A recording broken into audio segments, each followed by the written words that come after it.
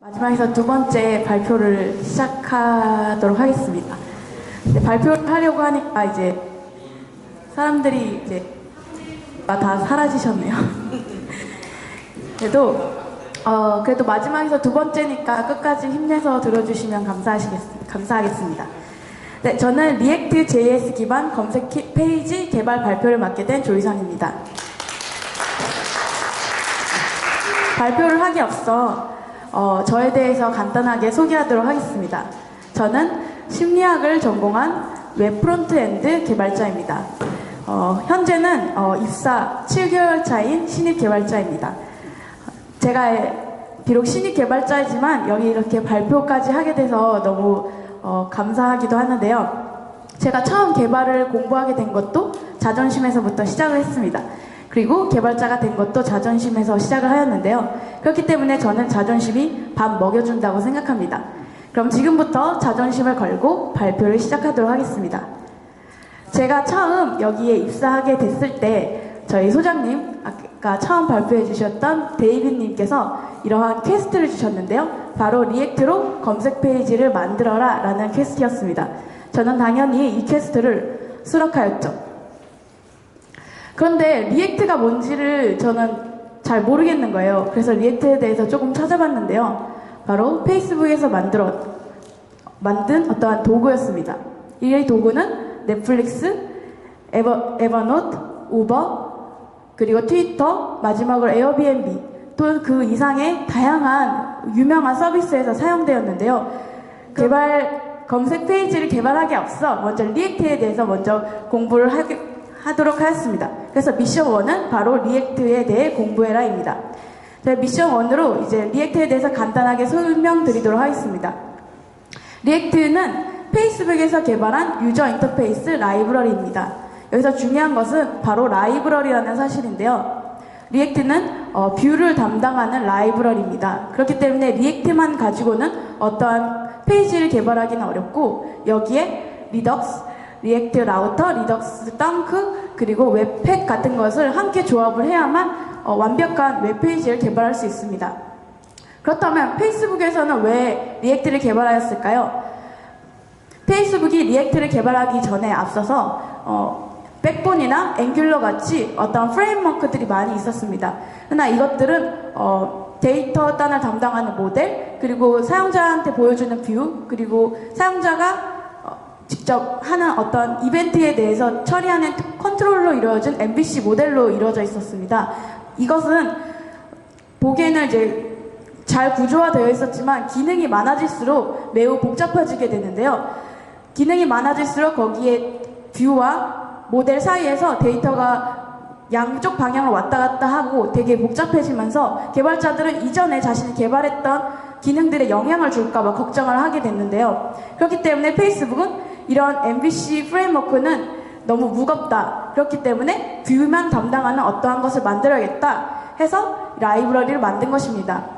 리액트는 UI 컴포넌트라는 것만 만드는 데 집중하기 때문에 더 가볍고 이 컴포넌트끼리 조합을 함으로써 더 다양한 웹페이지를 개발할 수 있는 아주 강력한 도구가 되었습니다.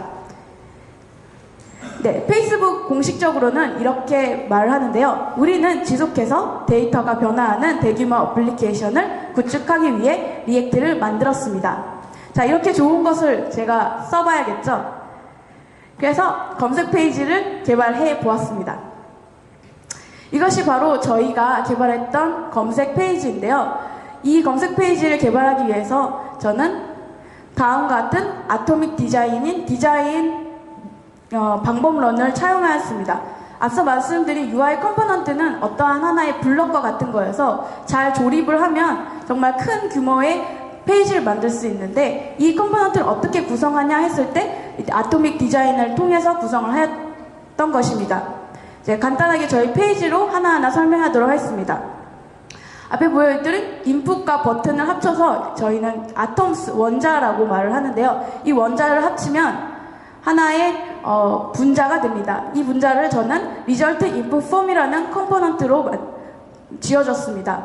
그리고 이러한 Result Input Form 분자들이 모여서 하나의 유기체를 형성하게 됩니다. 여기서는 아까 리절트 인풋 폼과 연관 검색어 부분을 합쳐서 리절트 헤더를 만들었습니다. 그리고 각각의 리절트 헤더와 바디 그리고 어사이드를 합쳐서 하나의 템플릿을 형성하고 이렇게 하나의 페이지가 됩니다. 저는 이것을 리절트 페이지라는 컴포넌트라고 만들었습니다.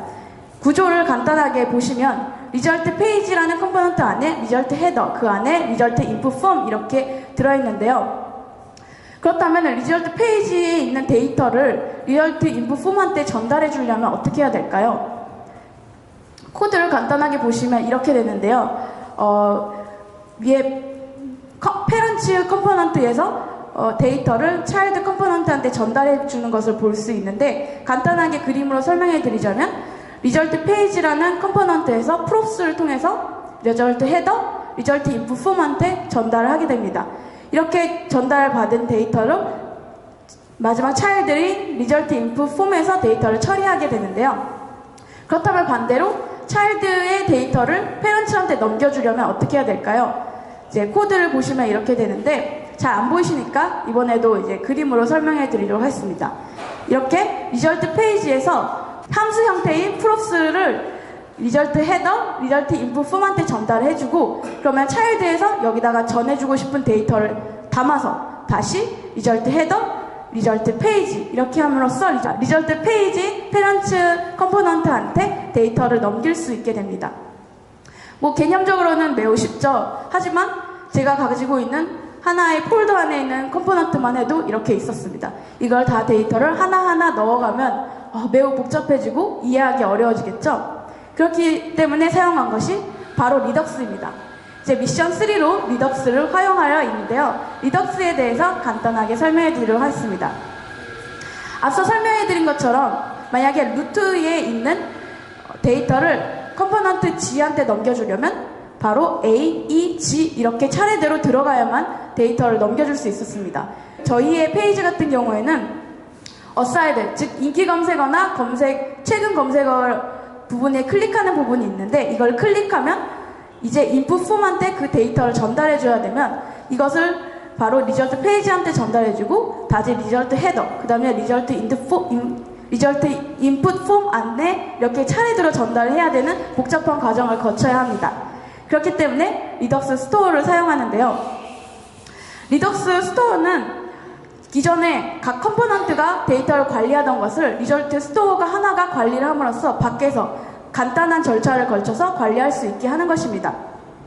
간단하게 설명해 드리자면 마찬가지로 아까 B에서 이제 G로 데이터를 옮긴다고 생각했을 때 G 컴포넌트가 이제 데이터가 뭔가 변화한 게 있는지 리덕스 스토어한테 변경된 값이 있을 때 알려줄 수 있도록 구독을 시킵니다. 그러면은 리덕스가 그것을 알고 가지고 있습니다. B 컴포넌트에서 만약에 어떠한 데이터가 변화한다면 리덕스 스토어한테 내 데이터가 바뀌었어 참고해줘 이렇게 말을 하면 리덕스 스토어가 그것을 전달받고 아까 구독했던 그 G 컴포넌트한테 변화했던 데이터를 전달하게 됩니다. 그러면 G 컴포넌트는 변화한 데이터를 확인하고 새로운 리렌더링을 함으로써 페이지가 업데이트 되는 것이죠. 이렇게 어떻게 보면 복잡해 보일 수 있는데 이전에 데이터를 하나하나 전달했던 거에 비하면 아주 3번의 단계만을 거쳐서 바로 데이터를 전달하는 것을 보실 수 있습니다. 리덕스가 가장 크게 적용을 했던 것은 바로 이전 검색 페이지를 유지할 때인데요. 이렇게 설명해 드리면 어려우니까 그림으로 설명해 드리도록 하겠습니다. 저희가 일단 검색을 하면 검색 결과가 나옵니다. 모두 네이버를 많이 써왔으니까 아실 텐데 그 검색 결과를 보고 클릭을 하면 상세 페이지로 들어가게 되죠. 상세 페이지를 한번 훑어보고 다시 이전 페이지로 돌아가면 이렇게 새로운 리스트를 재검색하게 됩니다. 저희가 만약에 어떤 리스트를 보고 상세 페이지를 본 다음에 다시 돌아간다면 사용자들은 대부분 나는 이전에 봤던 리스트를 다시 보고 싶은데 왜 새롭게 검색됐지? 이렇게 생각을 하실 겁니다. 그렇기 때문에 매우 UX, UI를 해치는 결과가 되었는데요. 그래서 저는 이전에 검색했던 페이지를 유지해야만 했습니다. 그래서 이전에 봤던 탭이 뭐였는지, 이전에 봤던 페이지가 뭐였는지, 이전에 봤던 전체 리스트가 뭐였는지 모두 저장을 하고 리덕스 스토어에 저장을 시켜서 다음에 뒤로 가기를 눌렀을 때 그것을 다시 불러오고 다시 확인할 수 있게 처리를 했는데요. 이렇게 간단한 걸 막상 다 하고 나면 이렇게 긴 코드가 됩니다. 사실 이것보다 더 긴데 좀 복잡해 보이니까 하나만 가져왔는데요. 만약에 여러분이라면 이런 페이지를 개발하실 때 뒤로 가기를 사용할 수 있기보다는 넷플릭스처럼 한 싱글 페이지 안에서 클릭을 했을 때 디테일이 그대로 한 페이지 안에서 열리도록 처리를 하거나 아니면 새로운 윈도우 창이 열려서 그 창에서 보고 끔으로써 이전에 봤던 리스트를 확인할 수 있게 처리를 한다면 더 좋은 방법이 될 수 있을 것 같습니다. 저희는 이제 저희 알고리즘상 어쩔 수 없이 뒤로 가기를 활용할 수밖에 없어서 이렇게 짰는데 다음에는 이러한 방법을 참고하시면 좋을 것 같습니다. 네, 이렇게 해서 저의 검색 페이지 개발은 완료하였습니다.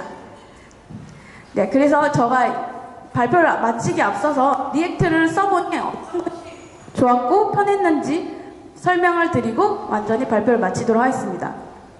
첫째로는 데이터와 이벤트 관리가 편했습니다. 앞서 설명드린 것처럼 데이터를 왔다 갔다 하는 거 봤을 때 되게 복잡해 보였지만 실제로 jQuery나 자바스크립트만 썼을 때에 비하면 데이터가 변하는 것을 쉽게 확인하고 쉽게 처리할 수 있었는데요. 그리고 두 번째로 UI 수정과 재사용이 쉽습니다. 이거는 앞서 말씀드린 컴포넌트 때문인데 컴포넌트는 어떠한 블럭 같은 거여서 조립을 쉽게 뺐다 꼈다 할 수 있기 때문에 수정을 하기도 쉽고 또 재사용하기가 쉬웠습니다. 그리고 마지막으로는 배우기 쉽습니다. 제가 실제로 이거를 개발했을 때 한 달 만에 페이지를 개발했는데요. 하지만 중요한 것은 리액트의 한정입니다. 제가 이제 리덕스를 쓰기 시작하면서부터는 이게 더 어려워지고 복잡해졌는데요. 여러분이 만약에 리액트를 처음 접하신다면 리액트 자체는 쉽게 입문하실 수 있을 거라고 생각합니다. 거기서부터 시작을 하시고 이제 리덕스 덩크까지 여러분이 차근차근 공부해 보신다면 더 재밌고 더 멋진 웹페이지를 개발하실 수 있을 거라고 생각합니다. 네, 이상으로 저의 발표를 모두 마치도록 하겠습니다. 감사합니다.